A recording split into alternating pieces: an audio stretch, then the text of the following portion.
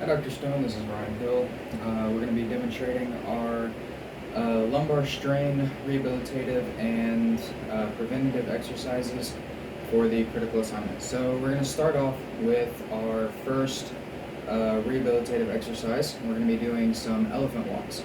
So this is going to be a really big stretch on the hamstrings, but it's also going to work the lower back muscles out, stretch them out a little bit, and strengthen them up a little bit too. So what you're going to do is you're going to get an elevated surface. I'm just using my laundry basket here.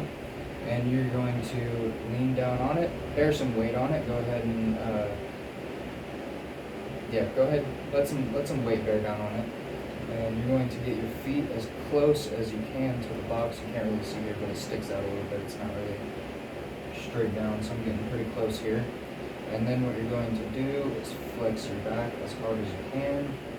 And you're going to slightly straighten and bend your knees as such.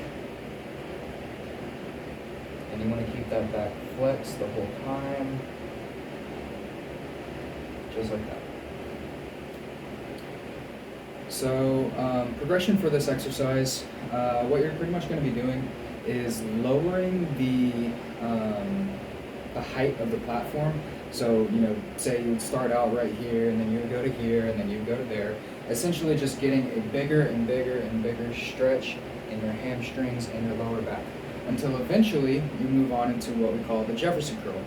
And what the Jefferson curl is you stand up on an elevated platform, get a bar in hand. Let me grab that real quick.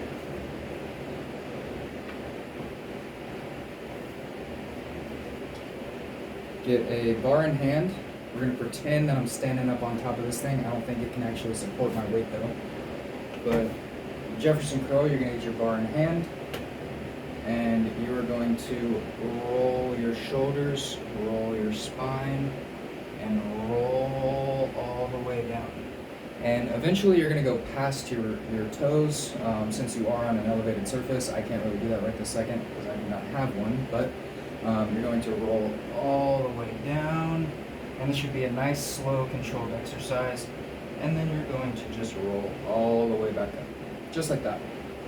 Common mistakes that I see for these exercises are not letting the spine flex. So ideally, you want to be hunched over. That is the musculature that you're trying to work, is your spinal flexors. You're not trying to keep a stiff back like that. You want to be nice and hunched to work those spinal flexors and extensors. So that is a common mistake. Another common mistake is trying to let your ego take over. This is not an exercise that you should be doing with a whole lot of weight. It should be very, very light work. The spinal extensors and flexors are not particularly good at load bearing, so you do not want to overload them by any means. That is how you get injured. So moving on into our rehabilitative exercise. I think I said that one was supposed to be rehabilitative. I meant that one was supposed to be preventative. This one is going to be a rehabilitative exercise. So we're going to be doing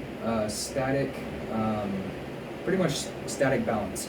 So all you're going to do is plant your feet firmly. You can do this on an uneven surface, so something like a foam pad or a Bosu ball. You can do that. But I would absolutely recommend starting off on a flat, level surface.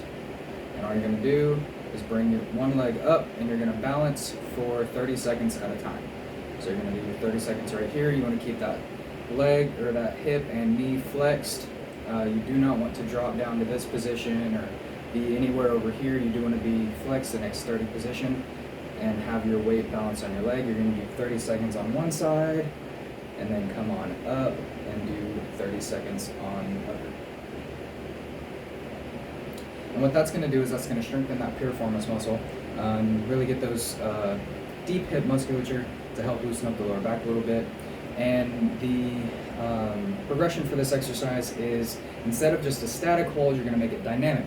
So I'm going to stand this way to demonstrate that. So it's going to be the same general idea, but you're just going to add a little bit of movement. Get a little bit of flexion and extension in the knee and in the hip. Just make it to where you're not perfectly still.